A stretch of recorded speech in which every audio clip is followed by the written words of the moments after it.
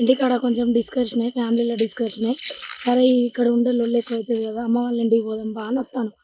మా పాప నేను వర్ధనపేట దాకా బస్కి వచ్చినాం. మా ఆయన ఉన్న మా కొడుకు బండి మీద వచ్చిళ్ళు.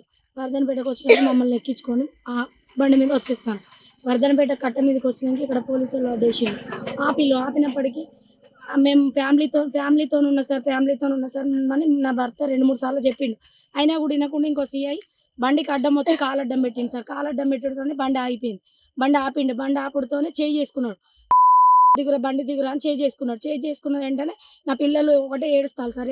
ఏడ్చేటప్పుడు నేను బండి దిగిన అన్నయ్య ఇంటికాడ గొడవ అయింది, మేము ప్రాణభయం మీద బయటకు వచ్చినాము, మా అమ్మ వాళ్ళ ఇంటికి వెళ్తానము, మీ దండం పెడతా కాలు మొక్తా, మా ఆయన తాగే ఉన్నాడు, పిల్లలు ఏడుస్తారు అన్నయ్య మమ్మల్ని వదిలిపెట్టండి, మా తప్పు మేము ఒప్పుకుంటాను కదా అని చెప్పినా కూడా అట్లా కాదు ఇట్లా కాదని బండి తాళం గుంజుకున్నారు, మా ఆయన ఫోన్ గుంజుకున్నారు.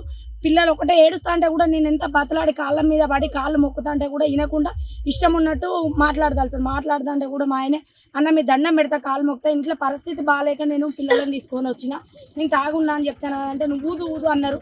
2-3 సార్లు ఊదినా కూడా ఊదేది కరెక్ట్ రాకపోయేసరికి వాళ్ళు ఇష్టం ఉన్నట్టు చుట్టూ 4-5 పోలీసులు చుట్టూ ఉండి ఆయన మీద దౌర్జన్యం చేసి ఈ చీకట్లో ఈ కట్ట మీద మమ్మల్ని ఇక్కడ వదిలేసి 10 మంది వచ్చి ఎంత వాళ్ళ బండి వాళ్ళకి ఇచ్చేయండి, పిల్లలు ఉన్నారు, వాళ్ళ పిల్లలు ఏడుస్తారు, వాళ్ళ భార్య బతలాడుతుంది అని చెప్పినా కూడా వినకుండా మమ్మల్ని ఇక్కడ వదిలేసి మా ఫోన్ గుంజుకున్నారు. బండి తాళము, బండ్ల పైసలు ఉన్నాయి, బండి పట్టుకొని మమ్మల్ని ఇక్కడ నడి రోడ్డు మీద ఈ చీకట్లో వదిలిపెట్టి పోయిళ్ళు మమ్మల్ని. ప్రపంచంలో ఏ మూల ఏ క్షణం ఏం జరుగుతుందో వేగంగా తెలుసుకోవడానికి తొలి వెలుగు వాట్సాప్ ఛానల్ని ఫాలో చేయండి.